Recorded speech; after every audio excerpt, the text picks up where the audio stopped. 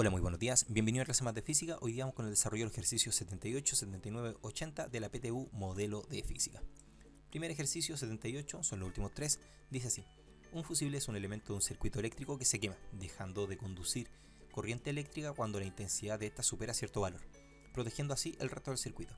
Para cumplir esta función, el fusible debe estar conectado en, primero que todo, un fusible, para que lo sepas, generalmente lo ves en los autos. Lo más seguro es que lo debes conocer en los autos. Son unas cositas de colores rojo, amarillo, azul, que si se quema deja de funcionar, por ejemplo, la radio, o el limpio parabrisas, o alguna cosa deja de funcionar del auto, o la luz incluso, ¿ya? ¿Y por qué? Porque así protegen de que no se queme la radio, se quema el fusible, que cuesta como unos 50 pesos, en vez de quemarse la radio, que es mucho más cara. Entonces, para cumplir esta función debe estar conectado en, dice letra A, serie o paralelo, ya que su resistencia será nula al quemarse. Primero que todo, si yo tengo un circuito, voy a hacer un circuito súper simple, ¿ya? En donde aquí tengo, vamos a poner de que tengo, no sé, esto es una radio, un radio. Y de repente, la fuente me entrega mucha intensidad, mucha intensidad. Si yo quiero proteger la radio, ¿me sirve poner el fusible en qué parte? Supongamos que acá tengo una resistencia. ¿Dónde me sirve poner el fusible?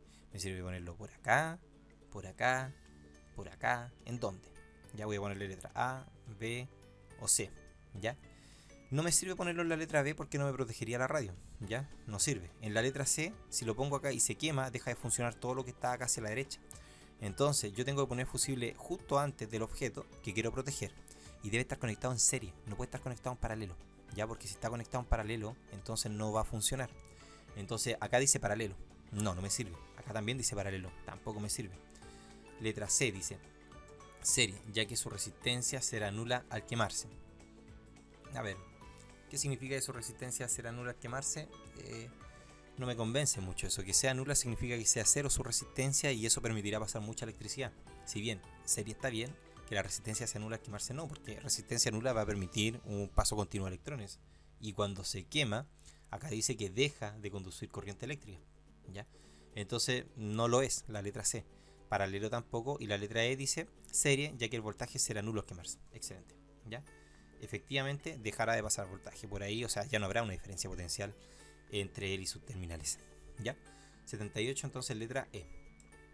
Vamos con el 79, que también está asociado a circuitos.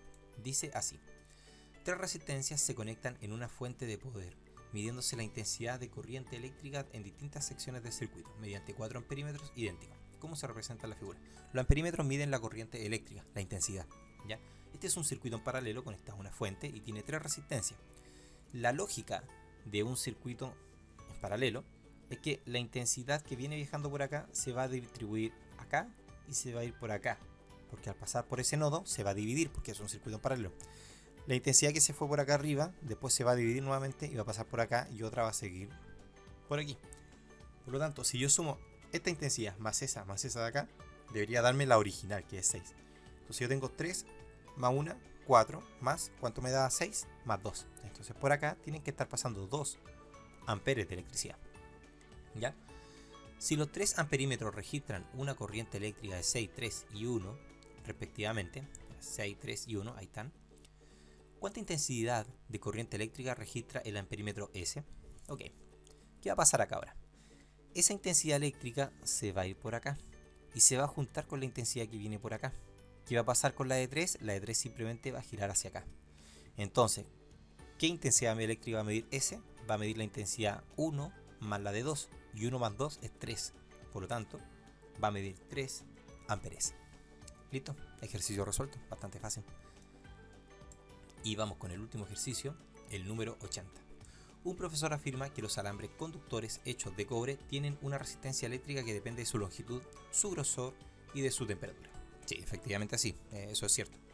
Si un grupo de estudiantes quiere determinar experimentalmente de qué manera la resistencia eléctrica depende de la temperatura, ¿cuál de los siguientes procedimientos experimentales se ajusta mejor a su propósito? Okay. Ellos quieren medir la relación entre la variable temperatura y resistencia eléctrica. ¿Ya? Y resistencia eléctrica, es decir, quieren ver cómo se relacionan ambas variables. Cuando yo quiero ver cómo se relacionan esas dos variables, debo mantener las demás variables fijas. Es decir, no debo variar su grosor ni su longitud, ¿ya? Letra A, medir la resistencia eléctrica de varios alambres de diferentes grosores. No, porque no quiero ver la dependencia del grosor. Medir la temperatura de alambres de igual resistencia eléctrica y de diferentes longitudes. No, estoy variando la longitud acá, no necesito hacer eso, eso tiene que quedar fijo. Medir la resistencia eléctrica de alambres de diferentes longitudes e igual temperatura. Tampoco, porque estoy haciendo una variación de la longitud del alambre y esa variable debe estar fija. Letra D, medir la resistencia eléctrica de un mismo alambre a diferentes temperaturas. Sí, efectivamente, ya porque no involucro las otras variables, solamente estoy mezclando temperatura y resistencia, haciendo variar justamente una de ellas dos. ¿Ya? Y después decía letra E, medir la temperatura de varios alambres de diferentes resistencia eléctrica. No, eso no me va. Yo tengo que ver la resistencia, no la temperatura. Así que letra D es la correcta porque es la única que cumple con mantener fijas las demás variables y variar solamente una en función de otra, es decir, variar la resistencia en función de la temperatura. ¿Ya? Y así hemos terminado con la revisión de las preguntas del modelo de física de la prueba de transición universitaria. Espero te haya gustado, puedes revisar el resto de videos en mi canal. Chao, chao, cuídate.